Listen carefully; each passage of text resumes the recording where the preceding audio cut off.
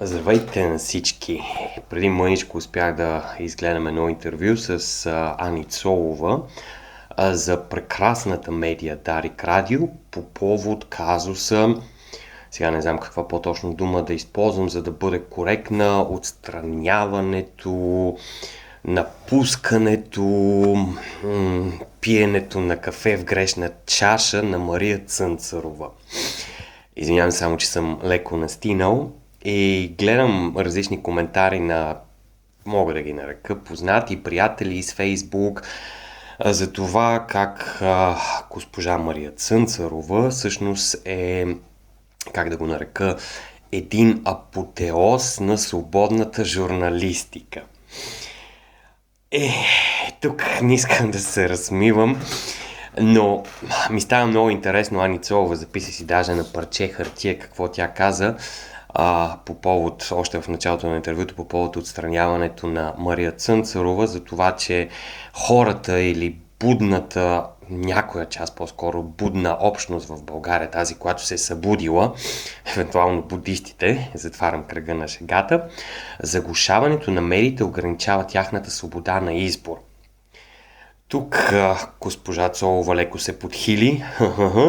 на информиран избор. Не знам дали се подхили, защото самата на нея е ясно, че в големи национални медии леко трудно да има обективен така спектрум от един информиран избор, който да предоставя на зрителите всички гледни точки и дори когато ги предоставя на неудобните гости или на гостите, които не се вписват в политическата коректност на правилното медийно информиране, бива натрапвана една, как да кажа, емоционална негативност, бива разговаряно по един съвсем друг начин,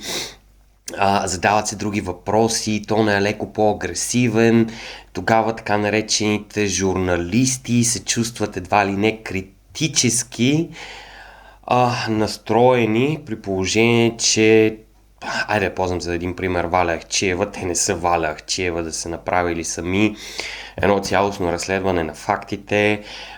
да са търсили, да са проверили и са го направили в интерес на гражданите, а не в интерес на това дали ще бъде политически коректно, дали ще бъде политически удобно, дали ще обслужва интересите на дадена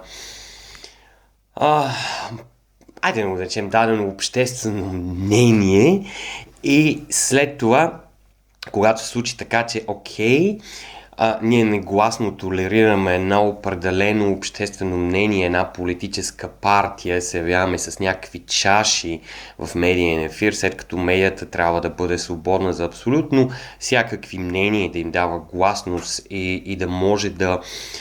урегулира на практика различните мнения без да се намесва емоционално. Изведнъж се случва така, че съответната госпожа Мария Цънцарова прекратява отношенията си с BTV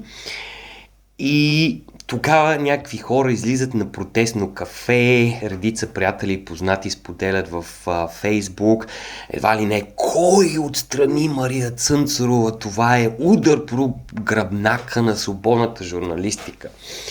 И аз въпроса, който мога да си задам е какво е свободна журналистика в България. И защо когато един Венелин Петков беше директор на редакция новини, не се представяха обективно всички гледни точки,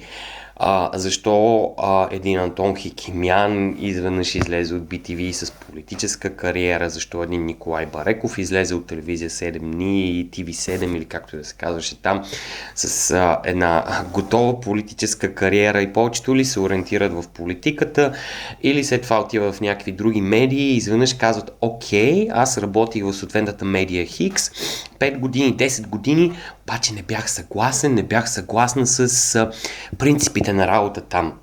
И аз питам, добре, какво си правил ти всички тези години, докато си работил, си следвал едни определени стандарти, които са ти били негласно налагани, не ти е било позволено да работиш така, както си искал, ти си представил едни спуснати опорки, които в голямата си част само си ги чел, защото не си правил никаква журналистика, просто си взимал едно листче, така, и си чел едни неща и едни въпроси. Тогава аз се питам, защо тези хора като Анна Цолова и Веналин Петков в момента говорят за свобода на медиите. И това, с което искам да завърша един много, така как да кажа, показателен пример от големите германски телевизии ARD и ZDF. В Германия съществува абсолютно същия проблем. Биват канени представители на всички политически партии, да ги наречем, и така наречените неудобни, но когато неудобните са поканени, с тях се говори именно чрез едно подобно емоционално внушение. Примерно, когато поканят някой от партията на АФД, се започват разговори за Холокоста. Сега кажете ми, госпожо Вайдел, какво е отношението ви към Холокоста?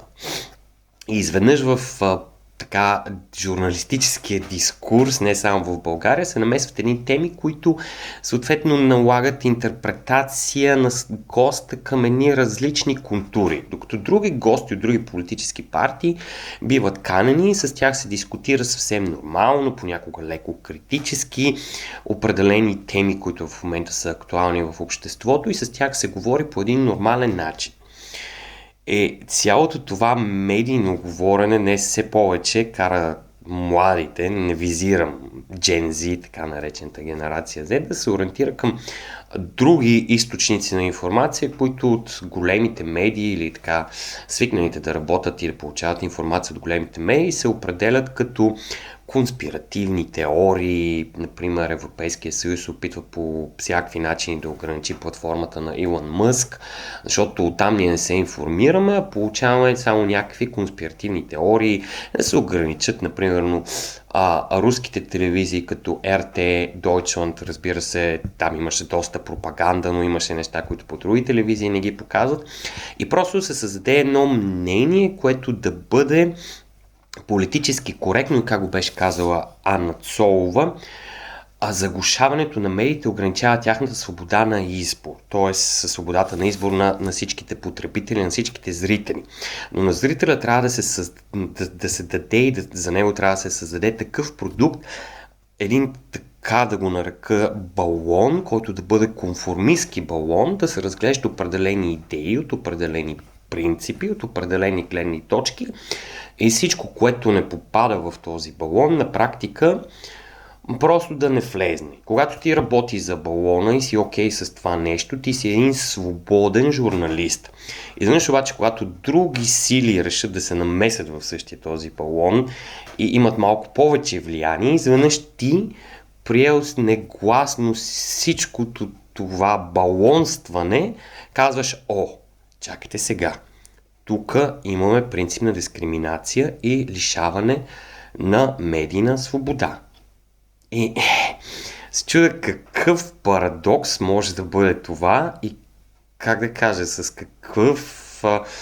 каква съвест Анна Цолова и Веналин Петков изобщо се явяват в медии като Дарик Радио и говорят за журналистическа свобода, след като, как да кажа, нивото на прекрасните ни журналисти Веналин Петков, Антон Хикимян, който вече не е журналист, Анна Цолова или Лора Крумова, всъщност е на ниво гала. Без да обиждам гала, но най-хубаво е така да си създадем един такъв кафеджийски балон, в който да си говорим: вижте сега, тук примерно тази политическа партия днес е сложила много красиви дрехи, Европейския съюз какви прекрасни ябълки е изпратил към Европа и какви помощи, т.е. субсидии, и това всичко е прекрасно и светът е прекрасен и ние сме прекрасни, ние сме критическо прекрасни. Значи, въобще сещам се тук за Хабърмас, мога да говоря за теория на дискурса, за Мишел Фуко, всякакви други работи, няма да се правя на интелигентно критически. Само мога да пожелая весело посреща новата година на Анна Цолова, на Лора Крумова, на Веналин Петков и на абсолютно всички свободни журналисти. Останете здрави!